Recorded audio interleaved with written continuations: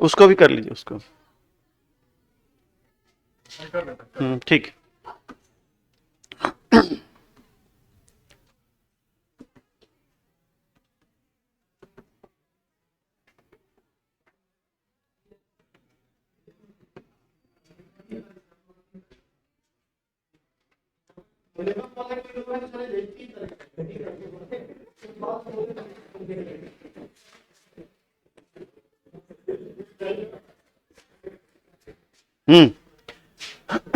Start कर लें।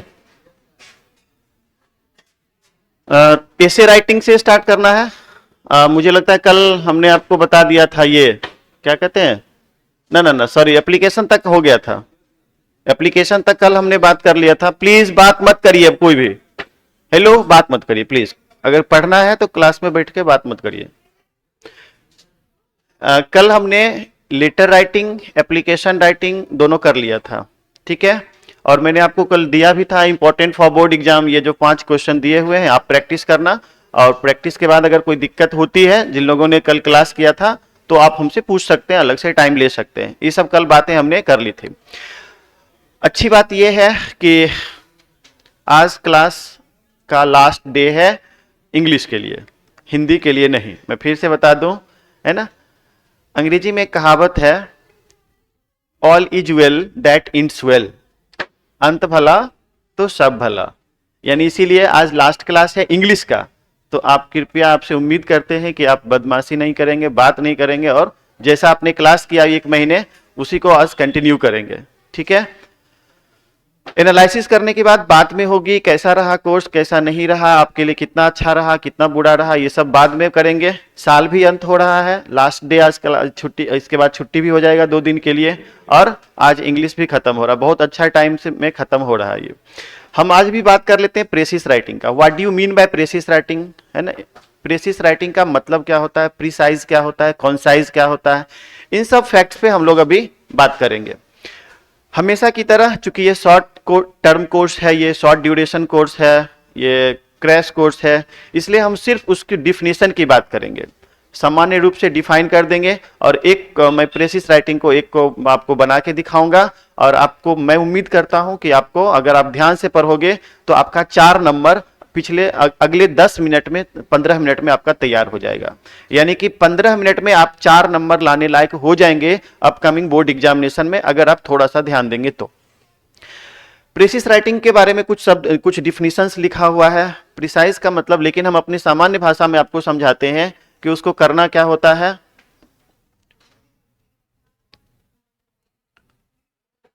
Suppose that आपको एक पैराग्राफ मिला हुआ है, ठीक है, ये हमारा एक पैराग्राफ है। प्रिसाइज करने का मतलब होता है कंसाइज करना। अलग अलग ग्रामेरियन अलग अलग तरह से इसे कंसाइज करते हैं या प्रिसाइज करते हैं, लेकिन एक फॉर्मल रूल क्या है, एक प्रॉपर रूल क्या है ग्रामर का, वो हम बात करेंगे यहां पे। जैसे सपोज दैट आपको एक पैराग्राफ दिया हुआ है यहां पे, ठीक है। Firstly you will have to count all the words in the passage. आपको सबसे पहले पैसेज के सभी शब्दों को काउंट करना है। कैसे काउंट करना है, क्या उसका तरीका होता है, तो आप एक फुल लेंथ के लाइन को काउंट करेंगे। जैसे पहले लाइन में अगर मान लेते हैं 10 शब्द हैं, तो कुल मिला के 1 2 3 4 5 लाइन है, यानी टोटल शब्द कितना हो गया, 50। अगर मान लेते हैं कोई हाफ लाइन का है, हाफ लेंथ का कोई अगर सेंटेंस है, कोई मान लेते हैं पंक्ति है, तो उसको मतलब पर्सनली गिन लेंगे। 1 2 3 4 मान लेते हैं 4 आया, तो 50 प्लस 4 कितना हो गया, 54 हो गया। अब इसमें हम 3 से भाग दे देंगे तो कितना हो गया, 18। यानी कि ये सब जो हम करेंगे ना, तो सब वहां भाग नहीं देना है, सब अपने अपने मन से काउंट कर लेना है, ठीक है। तो दैट मीन्स कि in this passage total number of words is 54 and the concise word और precise words is 18। कितना होना चाहिए, should be 18, 18 होना चाहिए।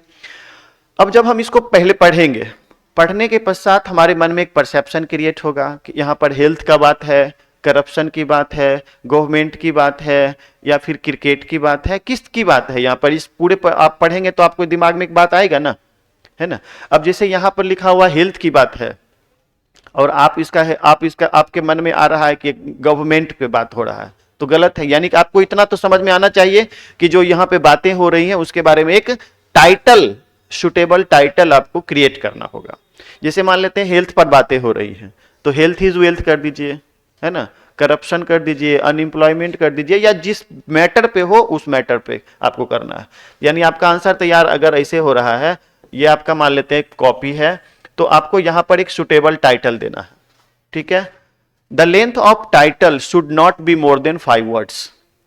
According to the rule of precis writing, the title of the precis should not be more than 5 words. It should not be more than 5 words. 5 शब्द से ज्यादा नहीं होना चाहिए। उसके बाद आपको कितना में करना है, अगर ये 54 शब्द का है तो टोटल मात्र 18 शब्द में आपको पूरा करना है। 18 हो जाए, 20 हो जाए, 15 हो जाए, 16 हो जाए, चलेगा, ठीक है। लेकिन अब ये नहीं कि 18 शब्द में करना है और 100 शब्द में आप कर दिए, तब तो गलत हो गया वो, समझ गए ना। तो 18 शब्द में आपको ये बातें लिखनी है यहाँ पे, ठीक है। मान लेते हैं इतना में 18 शब्द हो गया। हम एक क्या कह सकते हैं, सिंबॉलिकली मैं आपको पहले समझा रहा हूं, फिर मैं उस पर आऊंगा। उसके बाद यहां पे आपको लिखना है total words colon, precious words colon. Total words कितना था 54 और प्रेसिस वर्ड कितना था, कितना है 18। यानी कि the total number of words in precious writing is 54 and the total precious word is 18। तो ये अगर आप ऐसा करते हैं तो आपको इसमें 1 नंबर मिलेगा, इसमें 2 नंबर मिलेगा और फिर इसमें 1 नंबर मिलेगा, यानी 2 1 3 1 4 नंबर मिल जाएगा। आया समझ में कैसे प्रेसिस राइटिंग करते हैं? ये मैंने अभी सिंबॉलिकली बताया, यानी कि सिंबल के रूप में, सांकेतिक रूप में बताया कि एक पैसेज है, पैसेज को पढ़ना है, एक सुटेबल टाइटल चूज करना है, it should not be more than 5 words यहां पे लिखना है, and it should B mentioned at the centre of the copy, है ना। ये हमेशा कॉपी के सेंटर में होना चाहिए, लेफ्ट हैंड साइड नहीं होना चाहिए, राइट हैंड साइड नहीं होना चाहिए। एंड द अलाइनमेंट, अलाइनमेंट मतलब जो आप लिखते हैं left alignment, right alignment, the alignment should be justified, not be centre, not be left, not be right, but it should be justified alignment, है ना। जस्टिफाइड अलाइनमेंट का मतलब ये होता है कि कोई भी चीज आप लिखें तो यहां ऐसे करके भर भर के, ये पूरा समझ में आ रहा है ना। लेफ्ट अलाइनमेंट क्या होता है, ऐसे ऐसे ऐसे, देख रहे हैं ना, ये लेफ्ट से लिखा हुआ, लेफ्ट भरा हुआ है। राइट अलाइनमेंट क्या हो गया, समझ में आ रहा है ना, ये राइट अलाइनमेंट हो गया। और सेंटर अलाइनमेंट क्या हो गया, आया समझ में। तो हमेशा ये जो आपका टाइटल होना चाहिए, title should be mentioned in centre alignment, but the precis, the main content of precis should be aligned in justified alignment। जो ये हमारा है, ये एकदम सीधा सीधी दोनों साइड होना चाहिए, ठीक है। And these are the rules of written skill, ये सब आपको मेंटेन करना है आपको रिटेन प्रेसिस राइटिंग में। आया समझ में कुछ बातें, है ना। अब मैं आपको ना कुछ यहाँ पे डिफिनीशंस के बारे में आपको समझा दूं। आपको यहाँ पे कुछ लिखा हुआ है जो आपको कल टेलीग्राम चैनल पे परसों ही इनफैक्ट भेज दिया गया था, आप सबसे आग्रह किया गया था कि आप उसे पढ़ लेंगे। What is precious writing, precious writing क्या है। मैं 1-2 बार पढ़ता हूँ, 1-2 लाइन पढ़ता हूँ, लेकिन आप उसको घर पे पढ़ लेना, ज्यादा अच्छा रहेगा। ये एक फ्रेंच वर्ड है, ये व्हिच मीन्स संक्षिप्त अथवा ठीक तथा ठीक ठाक वर्णन। इसका मतलब होता है प्रेसिस एक फ्रेंच वर्ड होता है जिसका अर्थ क्या होता है, संक्षिप्त करना यानी कंसाइज करना। The origin of precis is from Latin word, है ना, praecisum, which is meaned as the cut short और टू बी शॉर्टन। मुझे लगता है इसकी जरूरत नहीं है पढ़ने की, आप ये सब घर पे पढ़ लेना, ये सब लिखा हुआ मैंने क्लास में, रेगुलर क्लास में आपको याद होगा, अगर आप किए होंगे क्लास तो आपको मैंने सब कुछ हिंदी इंग्लिश में सब लिखाया हुआ है, तो इसलिए अब यहाँ मेंशन करने की जरूरत नहीं है, ठीक है। How to write a good precis, आपको गुड अच्छा एक प्रेसिस कैसे करना है, मैं सिर्फ हिंट दे रहा हूं आपको। सबसे पहले उसका मीनिंग तैयार करने में क्या करना है, इसको पढ़ना पड़ेगा। उसके बाद इसका लैंग्वेज, भाषा को पकड़ना पड़ेगा, किस भाषा में लिखना चाहिए, किस तरह की भाषा का प्रयोग करना चाहिए। उसके बाद इसका आता है लेंथ का मतलब क्या हो गया, उसका साइज। तो साइज, मीनिंग कैसे क्या क्या करेंगे, वो सब बातें यहाँ पे लिखी हुई हैं। लैंग्वेज, क्या क्या लैंग्वेज होना चाहिए, यानी कि जिस लैंग्वेज में प्रयोग किया गया है प्रेसिस राइटिंग, ठीक उसी भाषा में आपको यहाँ भी प्रयोग करना है ना। और ये 1/3 होना चाहिए, फिगर्स ऑफ स्पीच को ओमिट करना चाहिए। लेंथ कितना होना चाहिए, तो 1/3 होना चाहिए। ये सारी बातें यहाँ पे लिखी हुई हैं, स्पष्ट तौर पे आपको क्लास में बताया भी गया था। उसके बाद आता है एक एग्जाम्पल है, यहाँ पे मेन थिंग यही है, और एक एग्जाम्पल है और यहाँ पे जगह मुझे छोड़ना चाहिए था, लेकिन मैं आपको इसका अर्थ बता के कोशिश करूंगा यहाँ पे लिखने का, अगर छोटा अगर हो सकेगा तो, ठीक है, क्योंकि जगह यहाँ पे है ना, समझ में आ रहा है मेरी बात। देखो एक यहाँ पे क्वेश्चन दिया हुआ है, make a precious of the following passage and give a suitable title. ये क्वेश्चन 2022 में पूछा भी है ना, और इस क्वेश्चन को इसलिए लिया गया है क्योंकि यहाँ पे एक छोटा सा क्वेश्चन है। ये छोटा सा क्वेश्चन बनाने में कम समय लगता है, लेकिन तरीका तो वही होगा, पैसेज जैसे पैसेज रहेंगे। तो इसको हम लोग कैसे बनाएंगे, तो सबसे पहले मैंने आपको क्या बोला था, इसके वर्ड को काउंट करना है, ठीक है। वर्ड को काउंट करते समय आपको क्या करना है, तो यहाँ फर्स्ट लाइन के वर्ड को काउंट करेंगे, 1 2 3 4 5 6 7 8 9 10 11 12 13 14 एंड 15, 15 शब्द है, ठीक है ना। मेथड को समझिए, तब चार गो तो फुल लेंथ का हो गया, तो 60 हो गया, फिर 61 2 3 4 5 65, अप्रोक्सीमेटली 65 66 मान के चलते हैं, उसको डिवाइडेड बाय 3,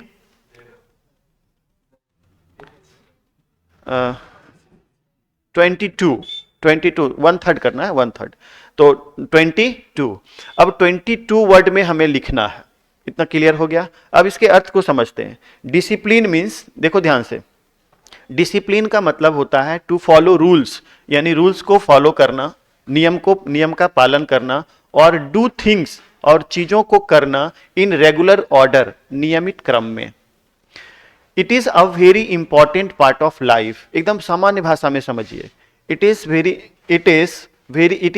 यह एक बहुत महत्वपूर्ण भाग होता है जीवन का, ठीक है।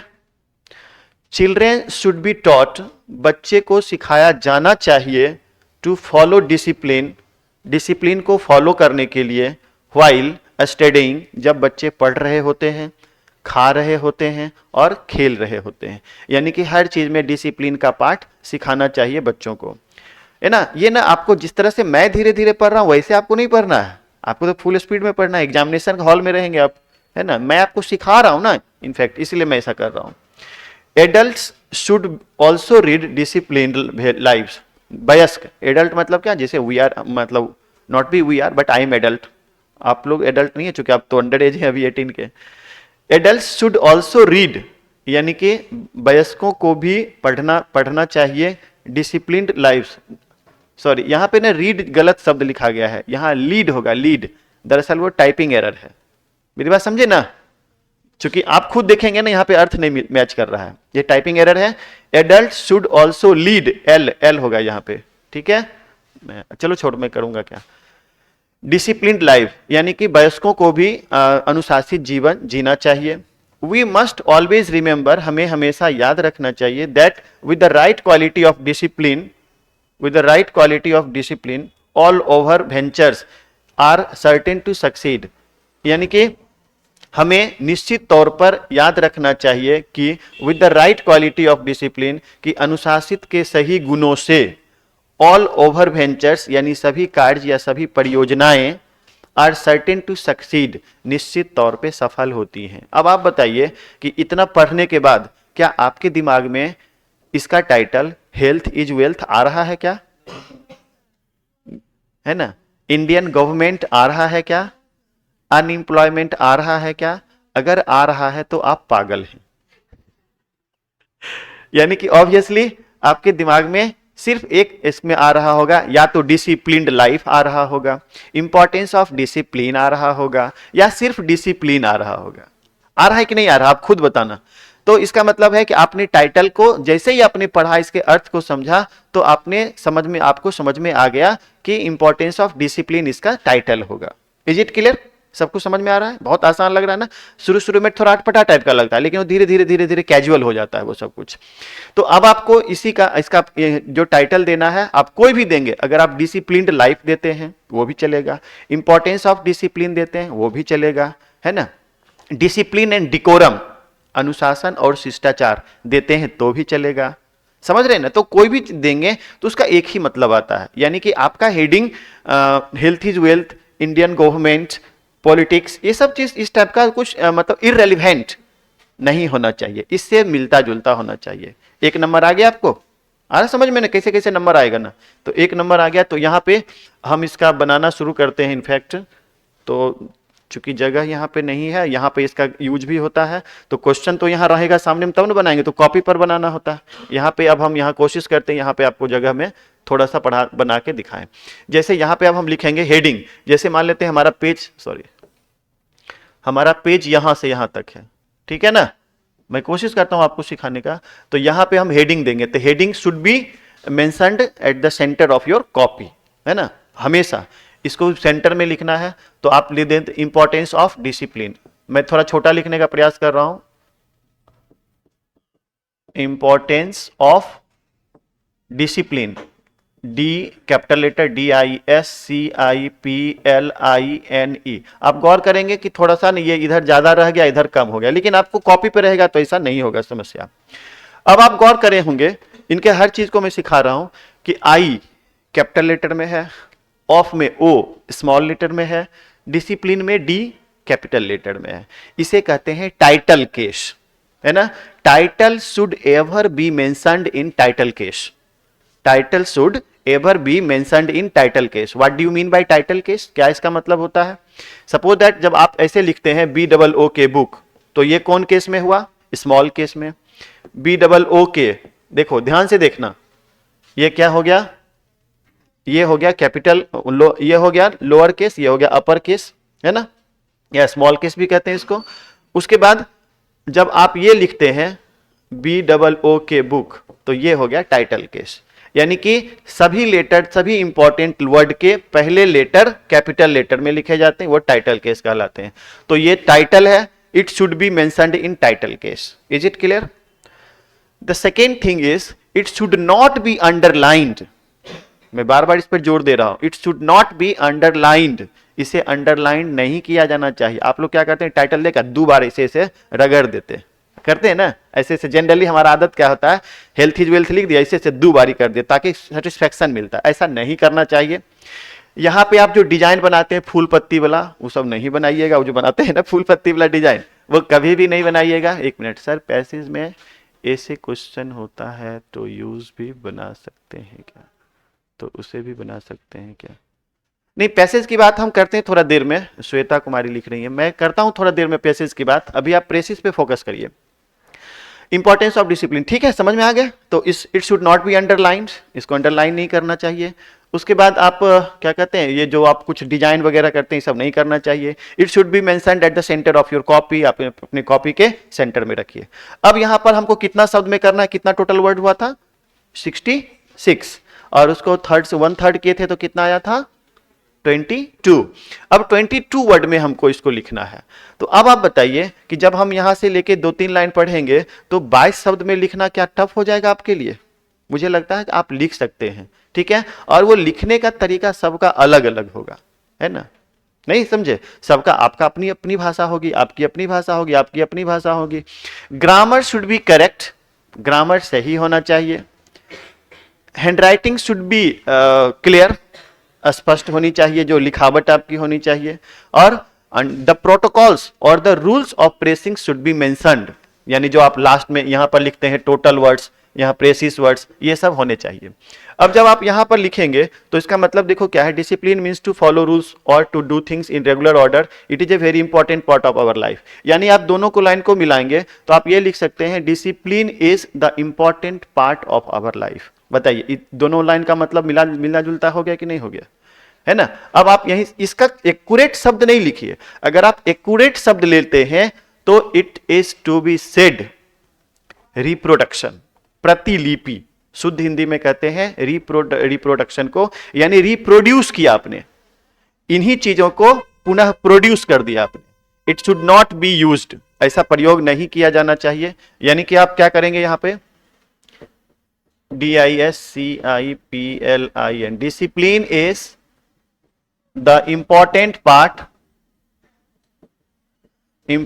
Part.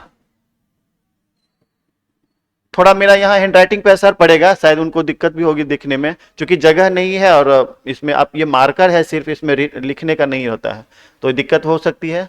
Important part of our life. अब आप गौर करेंगे 1 2 3 4 5 6 7 8 गो हो गया, ठीक है। अब 22 शब्द तो पुराना है, हमको मुश्किल से 1-2 सेंटेंस और लिखना है। यानी कि अब आप गौर करेंगे कि हर किसी को फॉलो करना चाहिए। अगला जो है चिल्ड्रेन के बारे में देखिए लिखा हुआ, एडल्ट के बारे में लिखा हुआ है ना। तो आप सीधा सीधी कर दीजिए एवरी पर्सन, है ना, इंक्लूडिंग चिल्ड्रेन, इंक्लूडिंग जो आपके दिमाग में आता है उस समय, है ना, वो आप लिखिए। जैसे चिल्ड्रेन एंड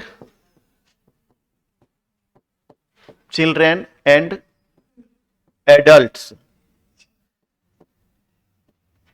एल है एडल्ट्स, उसके बाद क्या है, शुड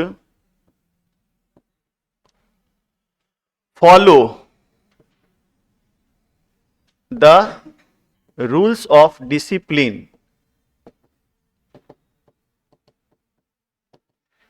सो दैट, ताकि दे मे लीड, LEAD लीड। अब कौन सा लाइफ देना है, कुछ अगर उससे वर्ड अगर दिया हुआ है तो लीजिए, और नहीं तो दे में लीड प्लीजेंट लाइफ, कुछ भी दे दीजिए। यानी मेरे कहने का अर्थ ये हुआ ना कि आपको अपने ढंग से 8, 9, 10, 11, 12, 13, 14, 15, 16, 17, 18, 19, 20, 21, 22, 23, 24 हो गया, 23-24 वर्ड हो गया। अब ऐसा नहीं कि 24 वर्ड के चक्कर में आप 2 शब्द घटा देंगे, खाली लीड दे के फुल स्टॉप दे देंगे तो गलत हो जाएगा, पूरा आपको लिखना है। अब यहां पर लिखना है आपको टोटल वर्ड्स कॉलन साइन देना है, और उसके बाद लिखना है प्रेसिस वर्ड्स, वर्ड्स लिखना है, प्रेसिस वर्ड्स कॉलन साइन देना है। 66 आया था, यहां 22 कर दीजिए। और ये जो लिखना है ना, ये थोड़ा सा इधर रहना चाहिए, चूंकि इसके पैरेलल में हो तो ज्यादा बढ़िया रहेगा। ये चूंकि बोर्ड पे है ना, कॉपी पे तो हम कर नहीं रहे। तो मेरे कहने का अर्थ है कि अगर आप इन सारे रूल्स को फॉलो करेंगे तो आपको 4 में 4 नंबर मिल जाएगा। और मैंने आपसे कहा था 15-20 मिनट रुकिए, आप 4 नंबर लाने लायक हो गए। प्रेसिस राइटिंग में आइडिया मिल गया आपको? जल्दी बोलिए, चूंकि टाइम कम है और ऐसे राइटिंग आज खत्म करना है। आज हमारा प्लान था खत्म करने का, थोड़ा सा लेट हो गया, उसको क्लास में आप देखे थे, तो इसके लिए 5 मिनट उधर लेट करके हम इसको खत्म कर देंगे आज। ठीक है, बंद करें इसको। अब इसमें और कुछ पूछना है, कैसे कैसे करना था, ये आपको हेडिंग दे दिए, उसके बाद अपने मन से, चूंकि ये तो पैसेज तो अलग अलग मिलेगा, तो अलग अलग पैसेज में अलग अलग तरीके से करेंगे, लेकिन ये सारे डिकोरम आपको फॉलो करने हैं, जो आपका प्रोटोकॉल्स है, जो आपका रूल्स है, रेगुलेशंस होते हैं इसके, वो सब आपको फॉलो करने पड़ेंगे। चलिए ठीक है, हम आगे बढ़ते हैं अब हम सीधे। और हमारा आता है एसे राइटिंग।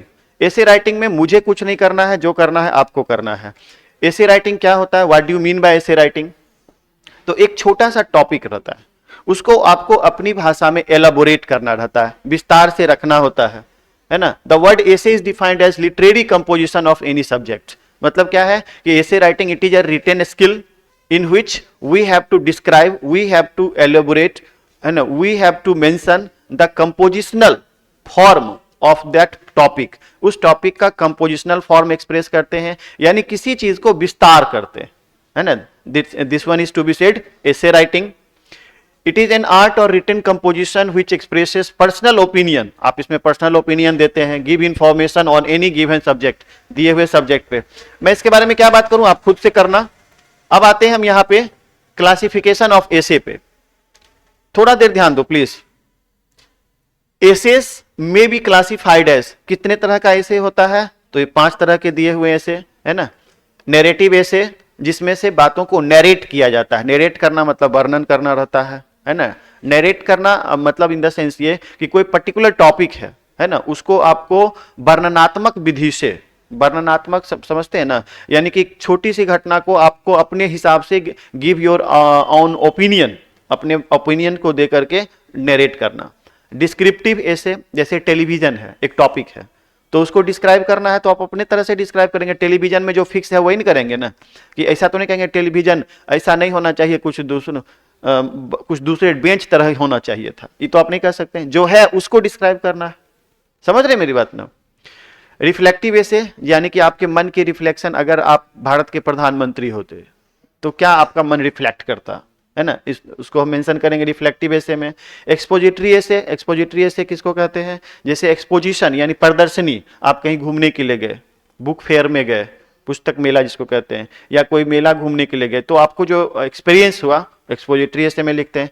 इमेजिनेटिव ऐसे, काल्पनिकता, यानी कि किसी चीज की कल्पना करते हुए ना। If I were a bird, अगर मैं चिड़िया होता तो कैसा होता, है ना। इस तरह की कोई काल्पनिक स्टोरी लिखना रहता कि अगर मैं राजगीर गया रहता, अगर मैं वहां होता, अगर मैं तुम होता और तुम मैं होते तो क्या होता। तो इस तरह की जो बातें, काल्पनिक बातें, इस सब का प्रयोग हम जनरली कम करते हैं। हालांकि आपको इसके लिए सब कुछ दिया हुआ है नैरेटिव ऐसे में। देखिए रिजिम ऑफ अकबर जो फिक्स्ड है, अकबर की कहानी वो लिखना, उसके बाद डिस्क्रिप्टिव ऐसे सबका डिफिनीशन लिखा हुआ है जो मैंने अभी आपको समझाया भी, आप एक बार घर पे पढ़ लेना। How to write in good essay, कैसे एक अच्छा लेख लिखते हैं, ये सब सिंपली अगर देखें तो सिर्फ एक किताबी ज्ञान है ना। इस तरह से आप नहीं, ऐसे भी नहीं सीख सकते हैं, पहले रीड करिए फिर थिंक करिए तब लिखिए। ये सिर्फ और थ्योरेटिकल बातें हैं, किताबी ज्ञान है।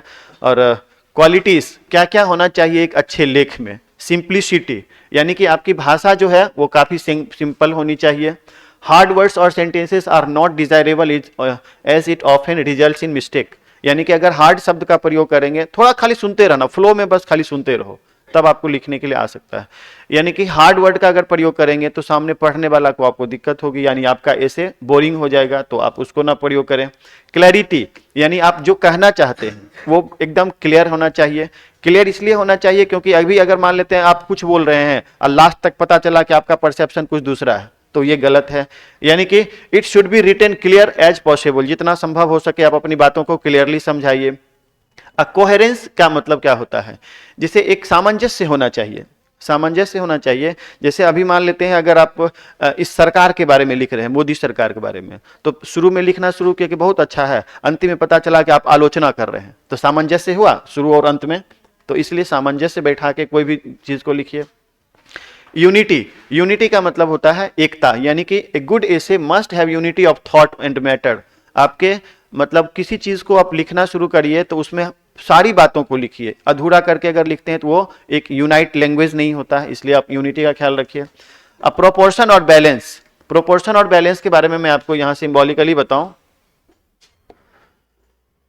जैसे सपोज दैट आप ये एक निबंध लिख रहे हैं, ठीक है, तो उसको ना इस तरह से बांटना है, यानी कि आपका सबसे पहला पार्ट होगा इंट्रोडक्शन,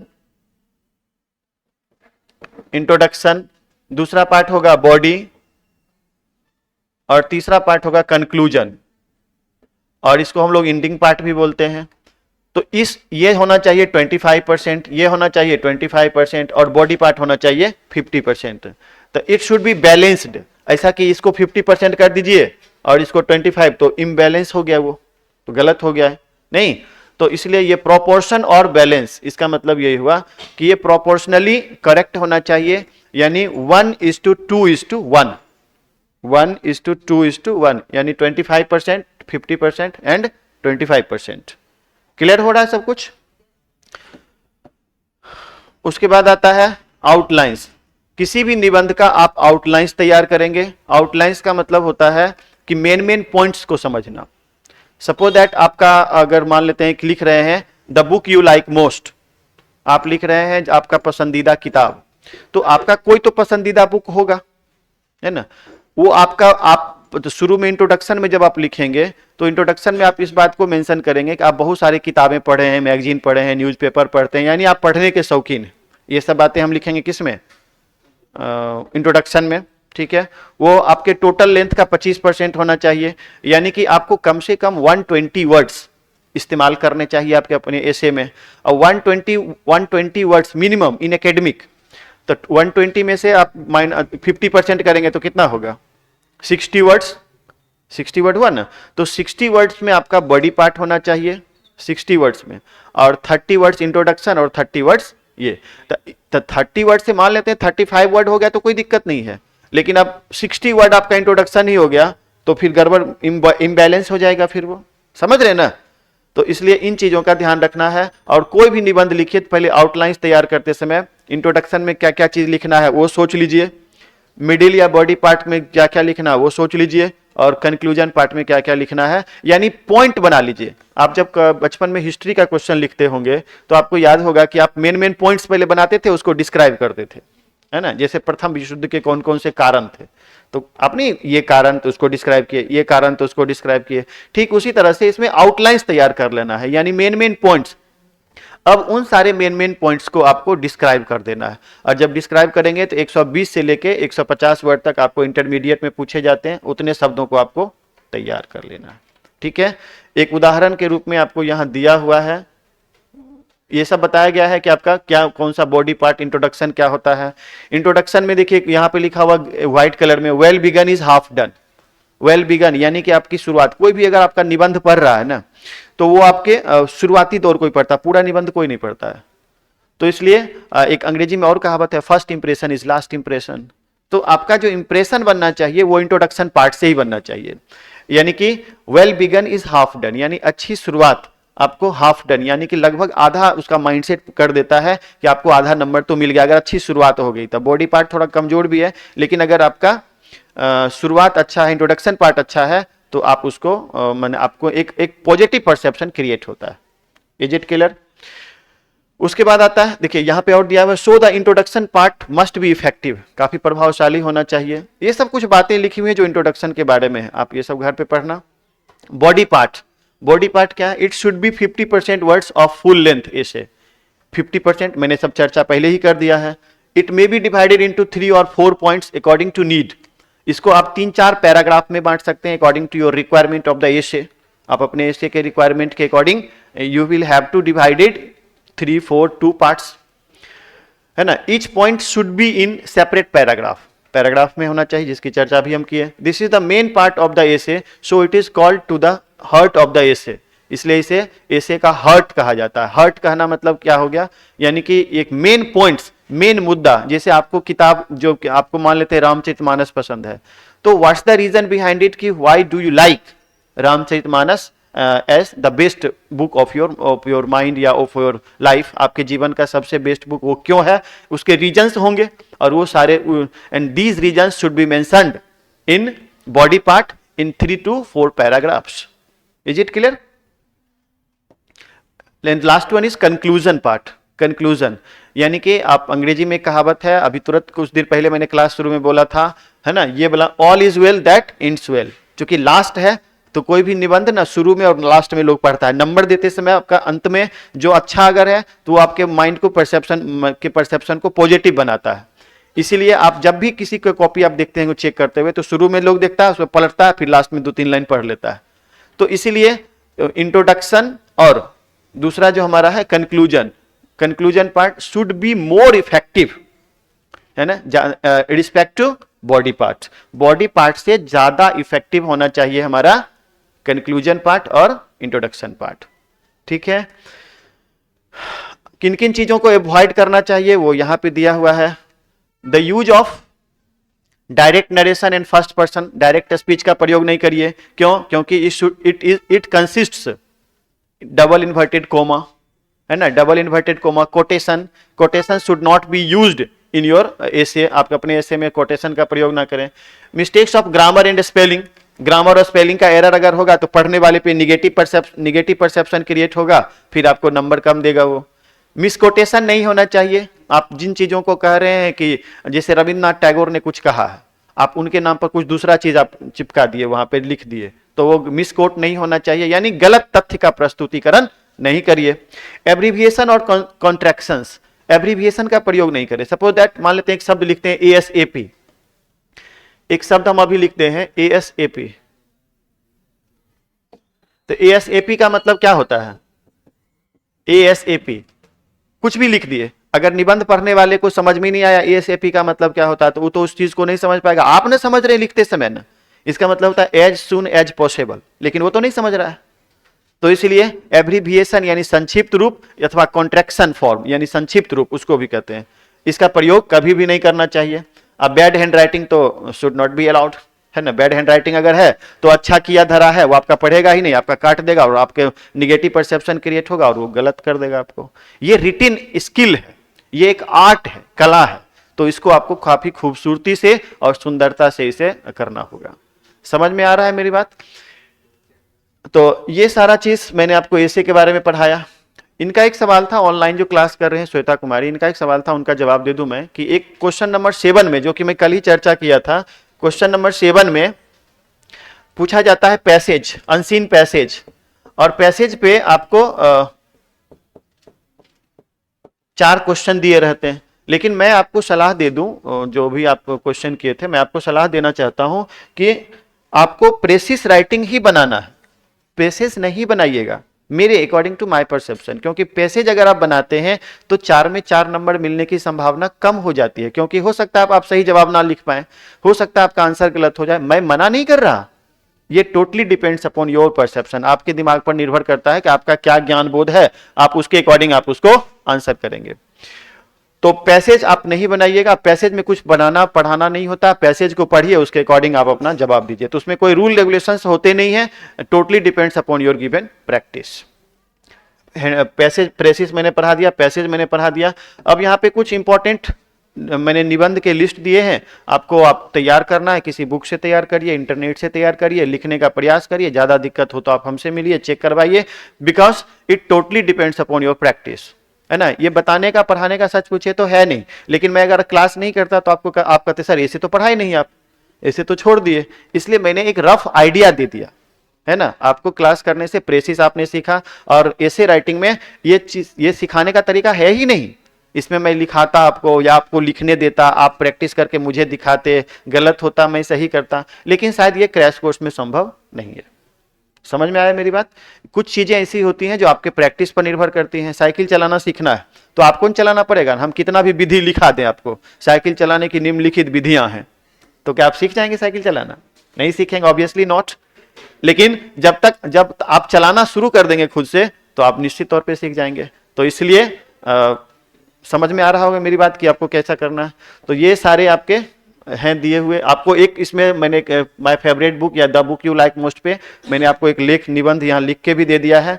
GTM इंग्लिश के टेलीग्राम चैनल पे सारा मटेरियल अपलोड रहता है, आप वहाँ जाके इसको पढ़ें, इसको डाउनलोड भी करके अपने मोबाइल में रख सकते हैं, प्रिंट आउट भी निकाल सकते हैं, बाद में इसे पढ़ भी सकते हैं। अच्छी जानकारी है इसमें, इसके आधार पे आप अपने सारे टॉपिक्स को तैयार कर सकते हैं। विशेष दिक्कत हो तो आप हमसे मिल सकते हैं। आपका क्लास अब थोड़ा सूचना है, मैं आपको आउट ऑफ कैमरा आके बताता हूँ, 2 मिनट आप रुकिएगा, ठीक है। इस सीखने में कोई परेशानी, टाइम हो गया है इसलिए मुझे जल्दी रोकना पड़ेगा, ठीक है ना। थैंक यू, रुक जाइए।